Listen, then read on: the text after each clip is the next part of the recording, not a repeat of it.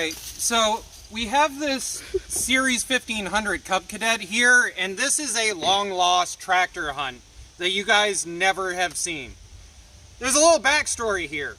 Basically, I made a tractor hunting video. I bought this thing for like $100 about 3, maybe 4 years or so ago. I don't even know now. I got it up and running. I was totally ready to post you guys up a video, and I took it out in order to test drive, and then I went down next to the pond.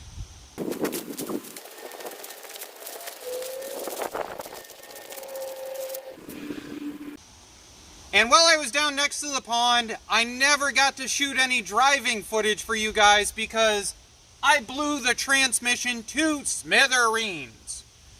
It has been stuck dead down next to my pond for 3 years now. Thanks to my friend Mark and the help of this GT6000, we managed to get it hauled out from down there, and now we're going to work on it. But just to show you, that pin is pulled.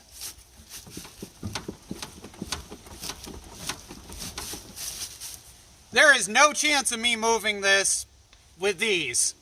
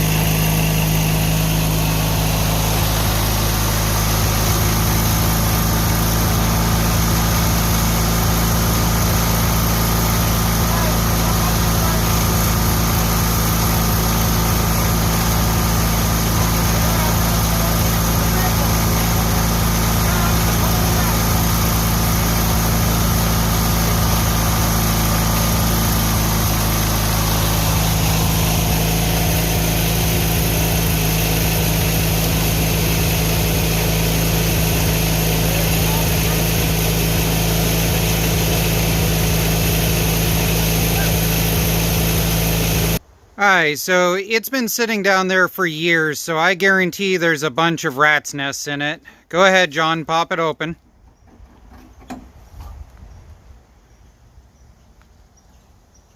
Because, you know, lawn tractors need like Lambo door hoods. So, let's see here.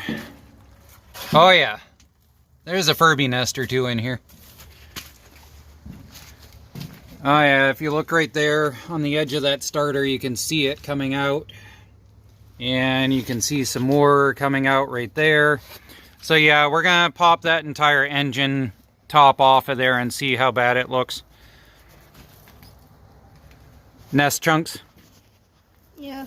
Lovely. I've never seen this type of nest. I guess that means they were nestled in. Alright, so John's going to try and take this lid off. We can see that the mice already got in there and ate all of that brand spanking new filter exterior off. Stupid things. And this is why it is I'm so scared of this, is this little box here. This means this is one of those Kohlers that has electronic controlled ignition. And this little box here and the kit in order to do it is like $250 or whatever. So we're really hoping these wires didn't get screwed up. You can replace it with regular coils, but the kit in order to remove this and replace it is about $100 bill also. I'll post a link in the description. Hi, John, go ahead and see if you can figure out getting it off there. Without smashing my head. Yeah, without smashing your head. You want some help? Got it. You got it? Oh yeah, that's a mouse nest. Big one. Yep. Alright, so we're going to need to take this starter and make sure it's actually turning and it's not corroded due to mouse pee, and go back through and pull all of this off. John's already got about 1/3 of a Hannaford's bag filled with mouse already. So he's going to fill up the rest of it and then we'll go burn it. And yeah, this is what I meant about those wires. You can see right here that they chewed through that, so we're going to have to go and fix it. Bug. Oh look, it's a grubby bug. Cool. Chickens will eat that. And yeah, they chewed that off, but luckily didn't seem to touch the wire. So we're going to have to check all of the wiring and see if there's any more that's like this. Luckily that looks within the realm of liquid electrical tape. So we'll see. Well, if you wanted to see how to make a small engine mechanic start crying about electrical, this one is a pretty good example. So that whole wire there is going to have to be spliced and put a new one in order to be able to retain that oil safety. Luckily it looks like there's plenty of extra in this line, so I should be able to run it up through there. If we come around on the other side over here, unfortunately this $40 coil is done. They chewed all the way through it. You can see the wire on both sides and freshly covered with mouse pee and everything. So that one's gonna have to be swapped out and we'll go from there. It looks as if I already converted this over from the box type. I just left the box in place when I was working on this 3 years ago. So we're going to unplug that. We're going to see if we have a spare of those and see what we can do. Alright, so this is one of the bigger engines that you'll run into in lawn tractor stuff, and I can't wait to try out this HULKMAN 85. They just got a hold of me and asked me if I'd test this thing out. It says it's rated for 8.5 liter gas engines and 6 liter diesels. Supposedly has about 2,000 cranking amps, so this would be way overkill for this. And what's awesome about it is that it has a fully dead battery jumpstart feature, which is something a lot of them do not have. So we're going to give it some go-go juice. John, this is the choke here in case I need you to push it in. Okay? So go-go juice.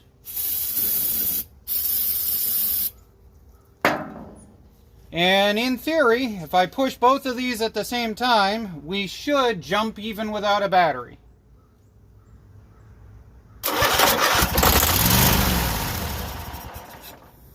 Mouse nest.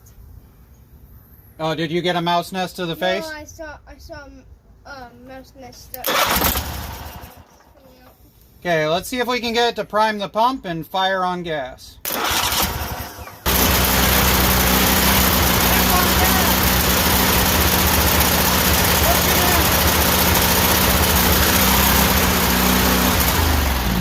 Almost! Oh! We put the choke in too soon, I think. So let's come over here, let's take a look. Yeah, we managed to prime up the gas over here. You can see it in there now.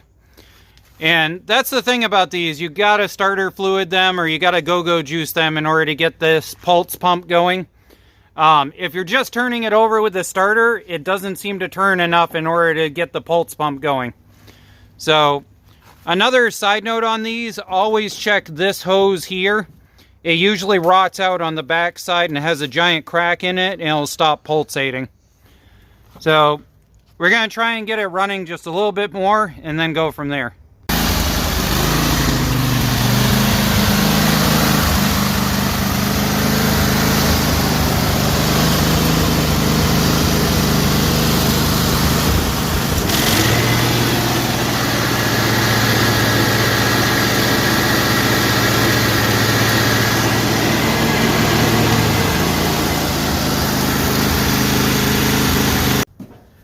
Well, I went to show you guys that this thing had a transmission that was making really nasty grinding noises, and it won't grind for me while it's here on the deck.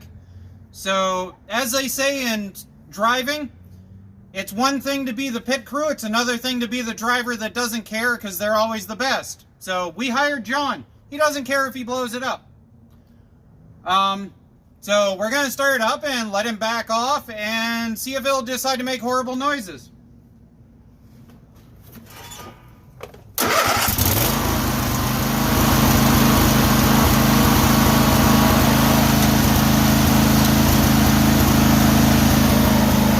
Hey, go for it.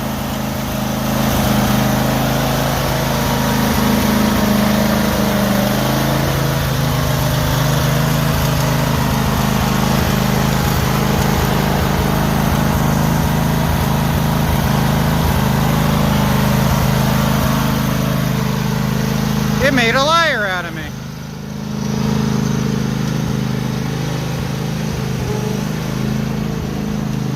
And now John's got horsepower and he knows what to do with it.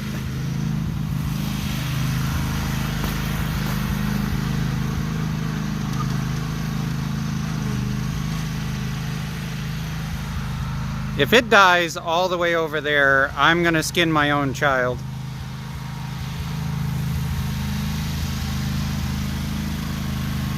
I don't know what happened. It must have bound up or something. I guess we're going to drive it around for a while and see what happens to it.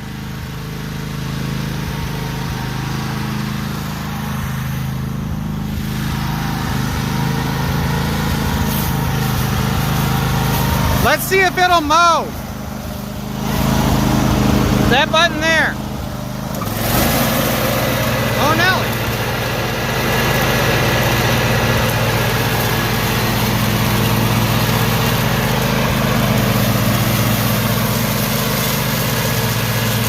Well, I guess we know how we're going to clean the yard up. Well, for $100, I think we'll keep it.